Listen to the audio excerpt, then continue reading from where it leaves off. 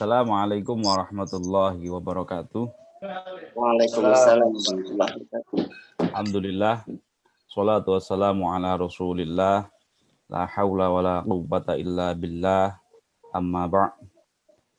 Yang terhormat Bapak Rektor beserta seluruh jajaran Wakil Rektor, yang saya hormati teman-teman dosen, kolega kami di IAIN, terutama IAIN Pontianak, dan juga para narasumber ini istilahnya ya. Karena pakai Zoom, jadi narasumber yang hadir pada kalau Indonesia pagi ya, kalau di UK ini masih gelap banget, belum subuh ini. Belum Tapi subuh. Alhamdulillah. Masyaallah. Tapi alhamdulillah ini jam 3 pagi, ini istilahnya jihad ini ya, jihad pengetahuan. Jadi alhamdulillah saya terima kasih sudah dilibatkan dalam silaturahim digital ini. Pertama-tama yang ingin saya sampaikan terkait dengan yang diminta oleh panitia, saya sampaikan selamat atas internasional seminar atau webinar ini dari 4 benua, karena ini diskusi lintas benua. Jadi saya kira ini silaturahim yang luar biasa. Kita bisa saling menggali perspektif antar pihak, antar kelompok dari pengalaman-pengalaman yang berbeda. Saya kira nanti teman-teman mahasiswa dan pengajar dari IAIN Pontianak dan kampus-kampus yang lain bisa saling bertukar gagasan, dan ini kita istilahnya keliling dunia. Sebelum nanti secara fisik keliling dunia ke Australia, ke UK, ke Eropa, ke Amerika, dan ke kawasan-kawasan yang lain, tapi kita keliling dunia secara imajinatif. Jadi kita udah membekali gagasan-gagasan kita dengan perspektif lintas negara. Jadi ini mengkayakan imajinasi teman-teman yang terutama bagi mahasiswa ya, bagi mahasiswa IAIN yang ikut dalam agenda ini. Jadi teman-teman sudah menjadi global student istilahnya, mahasiswa global. Bapak dan Ibu yang saya hormati, saya ingin menyampaikan setidaknya 3 catatan yang sudah saya tulis di forum kali ini. Nanti akan saya share ringkasan dari diskusi atau esai saya terkait dengan yang saya tulis khusus untuk agenda ini. Jadi terkait dengan riset antisemitisme dan Yahudi, sebenarnya saya melanjutkan apa yang sudah saya rintis di Indonesia, catatan-catatan lapangan ketika sebelum saya berangkat ke UK, karena dalam proses persiapan untuk studi lebih lanjut. Sebelum itu saya belajar bahasa Ibrani dulu di Jakarta secara singkat. Kebetulan memang agak susah cari tempat untuk belajar bahasa Ibrani, karena saya kepingin melihat secara lebih mendalam bagaimana hubungan antara teman-teman kita Yahudi, terus perjuangan kedaulatan di Palestina, dan sekaligus apa yang dikerjakan oleh kelompok Muslim di Indonesia itu bisa tepat sasaran. Kalau selama ini banyak orang-orang luar Muslim mempelajari Islam dalam Islamic Studies, saya kepingin agak lebih membalik itu dengan bagaimana santri bisa mempelajari culture Yahudi dan kemudian juga belajar bahasa Ibrani secara lebih mendalam. Ini kenapa saya belajar dalam beberapa tahun ini untuk memang secara khusus mempelajari Yahudi. Jadi istilahnya saya punya catatan penting karena riset S2 saya membahas tentang minoritas Tionghoa. Memang ada swift antara dalam konteks lokus kajian dari bahasan saya terkait dengan minoritas Tionghoa di Indonesia, dan ini udah saya tulis dalam beberapa buku. terutama buku riset saya ketika S2, yakni Lasem Tiongkok Kecil. Teman-teman bisa ngecek di beberapa jaringan toko buku atau mungkin beberapa link di Tokopedia maupun Bukalapak. Terus yang kemudian riset saya termutakhir adalah tentang Gus Dur dan komunitas Tionghoa di Indonesia. Ini terbit bulan ini kayaknya di buku Kompas. Tapi kenapa saya melihat Yahudi ini penting untuk jadi bahasan, karena memang secara konteks ini sama di Indonesia, Yahudi dan Tionghoa menjadi kelompok minoritas yang itu menjadi bulan-bulanan atau terdiskriminasi istilahnya. Tapi menariknya di Indonesia bangkitnya antisemitisme atau kebencian terhadap kelompok Yahudi ini tidak didasari dengan interaksi yang memadai. Jadi sebagian peneliti melihat ini dianggap sebagai antisemitism with Jews. Jadi antisemitisme tanpa Yahudi, karena nyaris hanya sebagian kecil dari publik di Indonesia itu yang punya interaksi dengan kelompok Yahudi. Mengapa hal ini sangat berbeda dengan wacana-wacana perjuangan ataupun diskusi terkait dengan Palestina dan Israel, kemudian relasi antar kedua negara dan isu-isu yang berkembang untuk mendukung Palestina. Dan pada sisi yang lain, ketika ada demonstrasi mendukung Palestina, yang muncul adalah kebencian terhadap Israel maupun Yahudi tanpa ada pendasaran atau mungkin penjelasan yang memadai apa itu Yahudi, siapa itu Yahudi, dan apa yang penting untuk kita kaji dari komunitas itu. Itu yang menjadi latar belakang saya, dan mengapa saya ingin melihat antisemitisme lebih mendasar. Memang isu antisemitisme tidak hanya isu tentang pengetahuan, tapi juga isu tentang politik. Jadi memang tidak sederhana dalam konteks kajian sosiologi atau international relation atau mungkin kajian-kajian yang lain. Jadi ini kajian yang secara global memang rumit dan penuh perdebatan. Nah, bagaimana dalam konteks Indonesia, teman-teman bisa melihat dalam beberapa tahun terakhir ya, ketika isu-isu politik ini muncul dan menjadi krusial, itu isu tentang Yahudi dan kebencian tentang Yahudi itu muncul seiring waktu.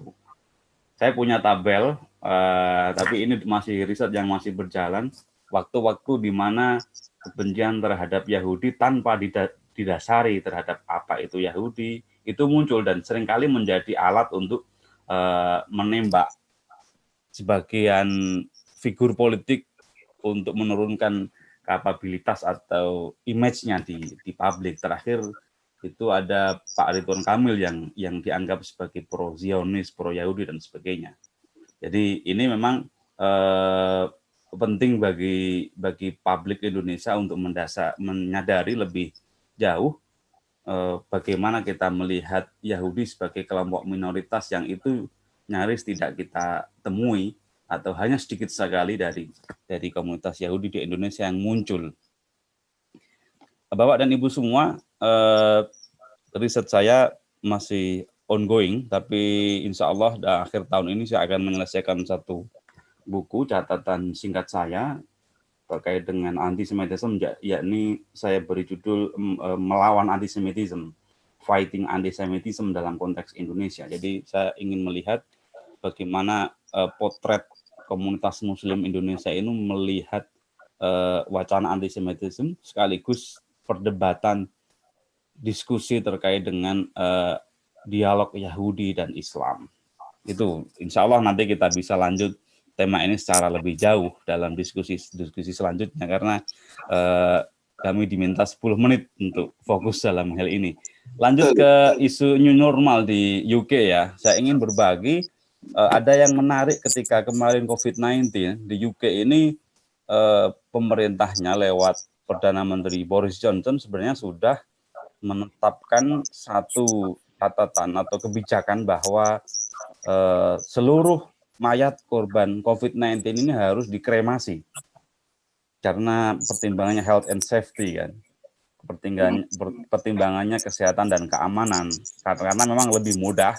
Ada ribuan, ada sekitar 40.000 sekarang catatannya kalau nggak salah korban meninggal COVID-19 di UK karena memang struktur demografi masyarakat UK ini ada banyak atau sebagian ya 40% itu orang di usia lanjut ya. Karena di UK sebelumnya fasilitas kesehatan sangat bagus, usia kehidupan orang sini jadi panjang, jadi kita bisa mudah menemui orang usia 80-90 tahun atau 100 tahun mereka jalan, naik bis, kemudian belanja sendiri tanpa ditemani keluarga karena memang fasilitas kesehatan mereka sangat bagus dan mudah untuk mencari bantuan, call polisi, ambulan dan sebagainya kalau ada masalah. Nah, ketika pemerintah UK memutuskan untuk mengkremasi mayat korban COVID-19, tentu saja ada pihak yang menentang, diantaranya kelompok Yahudi dan Muslim. Nah, kelompok-kelompok Yahudi dan Muslim di UK ini bersatu, berdialog, kemudian mereka membuat rumusan bersama dan didukung oleh MP. MP ini kayak DPR ya, representatif gitu ya, antar wilayah, dan mereka mengusulkan merekomendasi kepada pemerintah UK government untuk merevisi kebijakan itu sekaligus memberi pengecualian terhadap komunitas Muslim dan Yahudi. Jadi akhirnya pemerintah UK melonggarkan kebijakan itu, komunitas Muslim dan Yahudi silakan mengebumikan warganya, dan ini kemudian sampai sekarang diperbolehkan. Intinya apa yang saya sampaikan bahwa dialog antara komunitas Yahudi dan Muslim di UK ini sangat dinamis dan memang ada hubungan yang erat untuk diskusi dan membangun kebijakan bersama, membangun gerakan bersama antar komunitas lintas agama di sini. Bapak dan Ibu semua, poin kedua itu, yang poin ketiga adalah penting ingin saya sampaikan, di UK ini memang kebijakan pemerintah dalam isu new normal ini berangsur-angsur ya. Jadi setiap hari ada brief meeting, ada 2-3 brief, dan yang paling penting adalah brief pada sore hari jam 5 sore itu jauh sebelum briefing seperti pemerintah Indonesia ya. Karena sejak awal pada bulan Maret itu pemerintah UK langsung membuat briefing tiap sore di TV tanpa ada interupsi iklan. Jadi ini mandatory ke seluruh TV di UK untuk menyiarkan langsung briefing selama 30 menit, padat tapi berisi. Jadi kita bisa memantau day to day apa yang kebijakan penting dari pemerintah UK. Misalkan satu contoh yang menarik adalah di UK ketika lockdown kemarin, pemerintah menetapkan bahwa orang-orang yang selama ini bekerja di sektor-sektor yang mereka membayar pajak secara rutin, mereka diberi 80% gaji atau istilahnya furlough di sini. Jadi orang-orang silakan berdiam di rumah, nggak usah masuk kerja, tapi mereka bisa digaji sejumlah 80%. Jadi mereka bisa hidup mencukupi kebutuhan hidupnya tanpa terganggu apakah bisa kerja atau tidak. Jadi ini yang mungkin ya dalam bayangan saya membuat orang UK ini sebagian besar patuh. Dan di sisi yang lain pemerintah juga menetapkan kalau yang nggak patuh, yang nggak mau tinggal di rumah selama proses lockdown kemarin dalam 2 bulan, ini bisa didenda. Jadi di UK ini memang orang-orangnya disiplin. Di sisi yang lain karena memang dendanya gila-gilaan ini. Jadi kalau kita tidak melihat secara rinci atau mungkin peraturan-peraturan yang kita cross the line itu kan, melewati batas, ini bisa didenda, dan itu bilnya langsung masuk ke alamat kita, kotak pos di rumah kita dan kita harus wajib membayar, kalau enggak akan dibawa ke pengadilan.